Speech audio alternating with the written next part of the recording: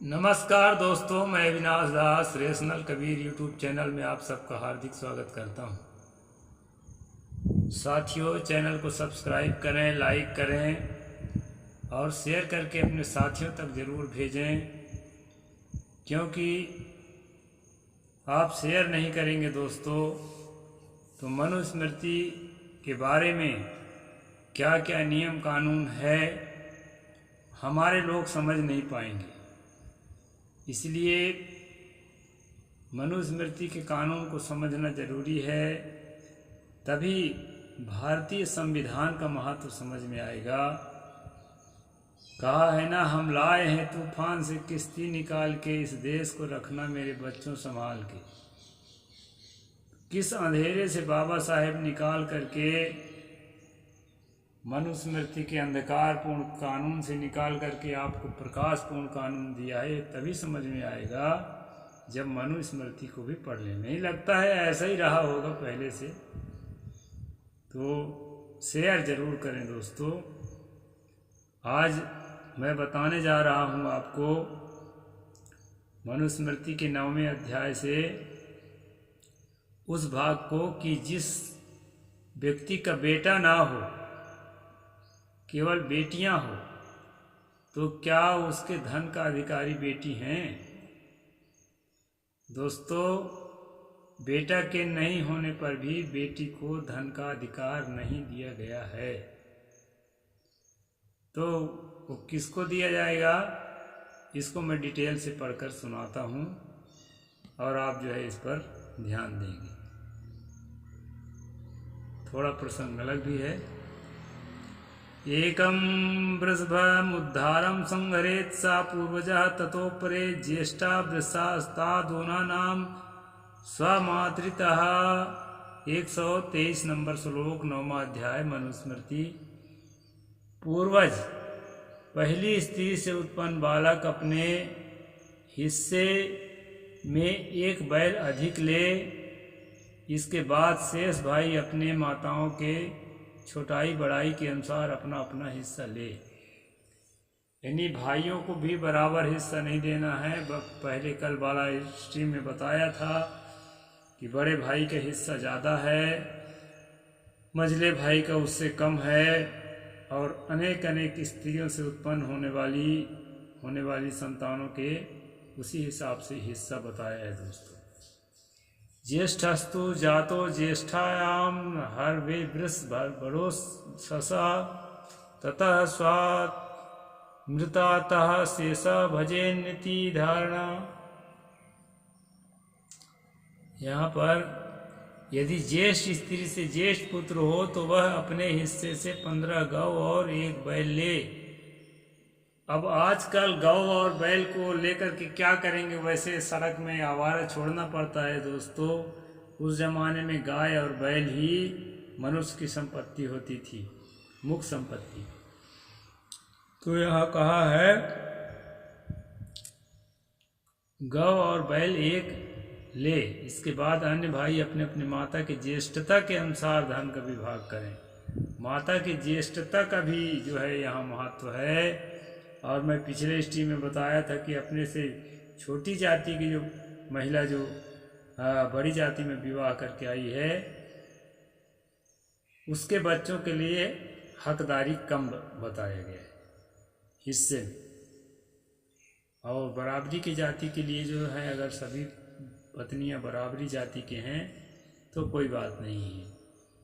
सजाती स्त्रियों में जो पुत्र उत्पन्न होते हैं उनमें विशेषता न होने के कारण माता के ज्येष्ठ होने पर भी उसकी ज्येष्ठता नहीं होती है, किंतु जन्म से ही उसकी बड़ाई छोटाई होती है।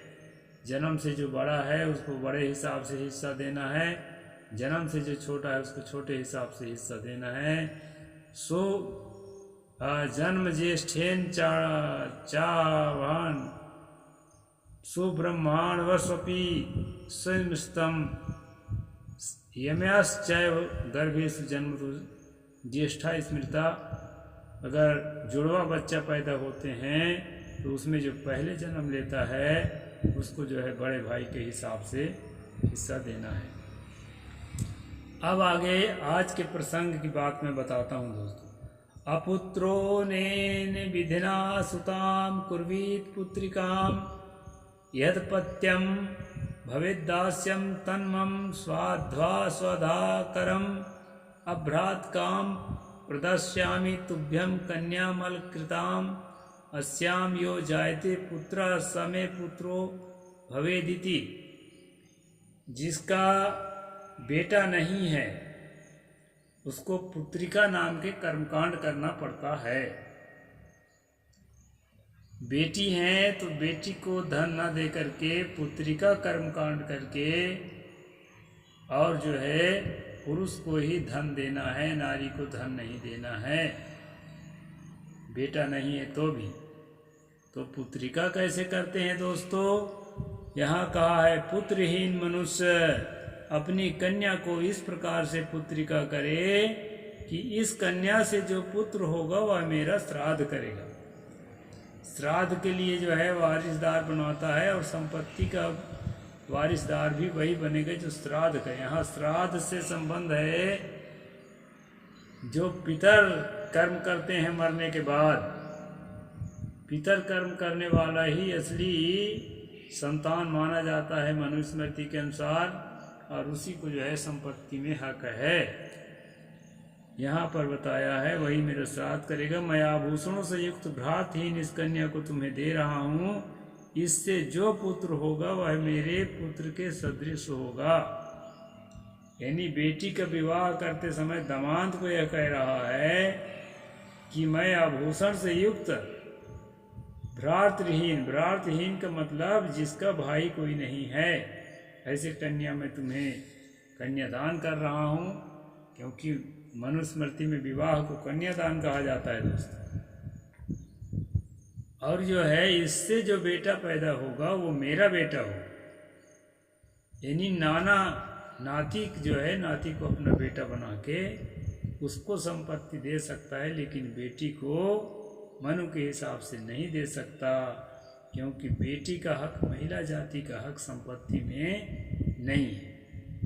उसको दास्ता करने के लिए बहुत लोग दोस्तों, एक ठो श्लोक है यत्र नार्यस्तु पूज्यन्ते रमन्ते तत्र देवता, इसमें उस श्लोक को लेके इतना जो है इतना उठा पटक करते हैं कि मनु ने स्त्रियों को पूज्य बताया है। हमारे यहाँ दुर्गा पूज्य है, काली पूज्य है, ये पूज्य है, वो पूज्य है। लेकिन डिटेल से जब आप पढ़ेंगे मनुस्मृति को तो स्त्री की जो औकात यहाँ निर्धारित किया गया है, आप जो है आपका दिल कांप जाएगा दोस्तों। ये है असली बात। यानी जिसका बेटा है उसके तो बेटी को हक नहीं है तो कोई बात नहीं, नहीं ये है। लेकिन जिसका एक भी बेटा नहीं है वह भी बेटी को हक नहीं दे सकता, क्योंकि बेटी स्त्री जाति की है। पुरुष जाति को ही हक देगा। यह कहेगा मेरे पुत्र सदृश होगा। कौन? जो इससे बच्चा पैदा होगा, बेटा, यानी मेरी बेटी से जो पैदा होगा, नाती पैदा होगा। इसी विधि से अपने दक्ष प्रजापति ने अपने वंश की वृद्धि के लिए पुत्रिका की थी। दक्ष प्रजापति इनका कोई पुरखा था, यानी कि मनुवादियों का, मनु का पुरखा तो नहीं कह सकते, क्योंकि सबसे पहला आदमी जब मनु था तो उसका कहाँ से पुरखा होगा। तो मनुवादी का पुरखा जो था ददौ सा 10 धर्माय कश्यपाय त्रयोदश सोमाय राज्ञ सत्कृतस प्रीतात्मा सप्तविंशतम। दक्ष प्रजापति ने प्रसन्न होकर 10 कन्याएं धर्मराज को, 13 कश्यप को और 27 कन्याएं द्विजराज चंद्रमा को दिया था। इतनी बेटियां थी दक्षराज की, 10 और 13 23, 23 और 27 कितना हो गया? 23 और 27 50 कन्याएं थी उसकी। 3 लोगों में बांटा अपनी कन्याओं को। तो इस तरह से जो है ये जैसे आत्मा और पुत्र समान है उसी प्रकार पुत्र और पुत्री समान है। इसलिए आत्मा के सदृश कन्या के रहते दूसरा धन को कैसे ले सकता है? ये बहुत बढ़िया बात बीच में लिख दिया है। यथैवात्मा तथा पुत्रः पुत्रेण दुहिता समा तस्मात्मात्मनि तिष्ठन्या कथमन्यो धनम हरेत। अब दोस्तों, मनुस्मृति पर जो डिबेट करने वाले लोग होते हैं वो ऐसे श्लोकों को चुन करके रखते हैं, और ये श्लोक जो है यहाँ जो प्रसंग चल रहा है उसके ठीक विपरीत अर्थ में है। यहाँ भी बेटी को दौहित्र करने को कह रहा है, उसको धन लेने को हक नहीं है, मतलब दौहित्र यानी नाती को धन लेने का हक है। और यहाँ पर फिर एक श्लोक डाल दिया कि जैसे आत्मा और पुत्र समान है उसी प्रकार पुत्र और पुत्री समान है, इसलिए आत्मा के सदृश कन्या के रहते दूसरा धन को कैसे ले सकता है। मातुस्तो यतुकम यत स्यात् कुमारी भागे सा दौहित्र एव चा हरेत पुत्रश्चाखिलम धनम। माता के विवाह समय में आभूषण आदि जो उसके पिता इत्यादि से मिले हैं वह संपूर्ण उस अविवाहित कन्याओं को मिलना चाहिए। यानी कि जो उनकी कन्याएं हैं, बेटा नहीं है, तो माता का जो विवाह के समय जो भी मिला हुआ है वो कन्याओं को बांट दे। वैसे कन्याओं को बांटते हैं, अभी भी बांटते हैं। और पुत्रहीन नाना का संपूर्ण धन उसके दौहित्र लड़की के लड़के को लेना चाहिए। यानी लड़की के अलावा दूसरा ना खाए, ये बात तो ठीक है, लेकिन लड़की को डायरेक्ट धन देने का नहीं है कि जमीन उसके नाम लिख दे। यहाँ बोला तो है कि पुत्र और पुत्री समान है, पुत्रेण दुहिता समा। ये मंत्र को लेकर के बहुत लोग आपको पछाड़ने की कोशिश करेंगे कि देख मनु ने लिखा है पुत्रेण दुहिता समा, और जो है यहाँ उसी मनु ने 131 नंबर में ये बताया कि दौहित्र को अर्थात लड़की के लड़के को या नाती को वो संपत्ति का अधिकारी बना सकता है, लेकिन जो है बेटी को नहीं बना सकता क्योंकि वो नारी है, वो स्त्री है। इस प्रकार से दोस्तों अपुत्रवान पिता का संपूर्ण धन उसके दौहित्र को ही मिलना चाहिए, और वही दौहित्र पिता और माता महा दोनों को पिंड दे। पिता को भी अब वही पिंड दान करेगा अपने जिसको बाप है, और नाना को भी वही पिंड दान करेगा। माता महा माने नाना।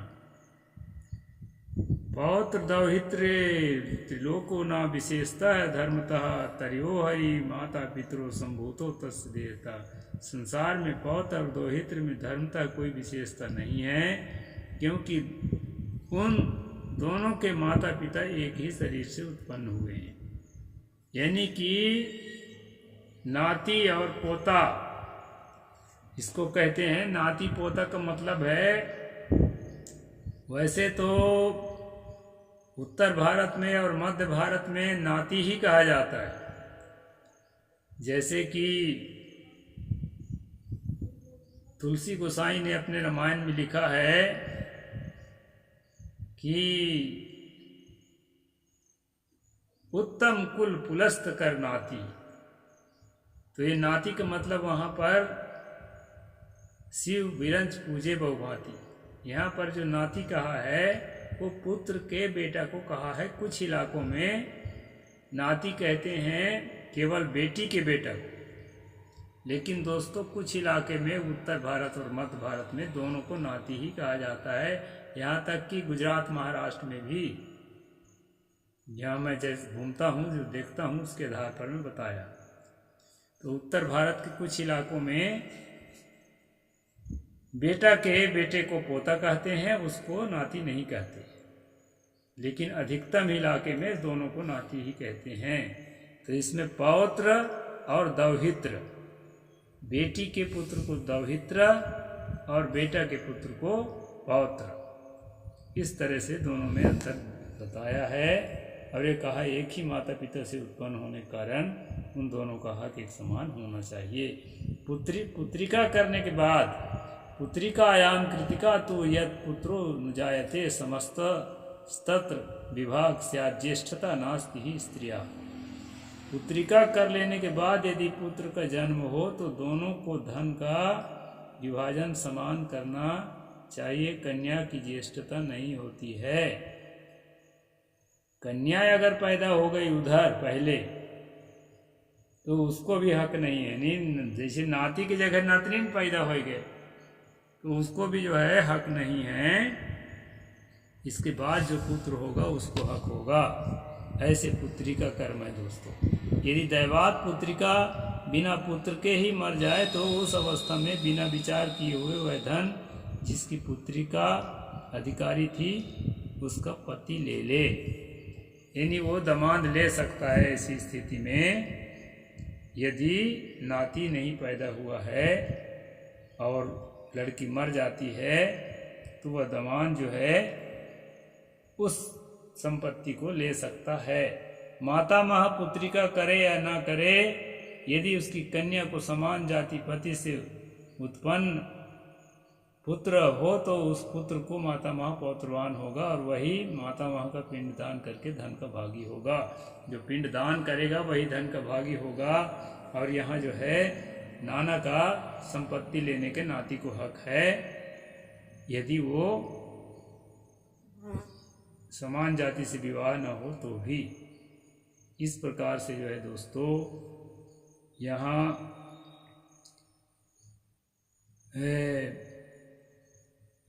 स्त्री को हक नहीं दिया।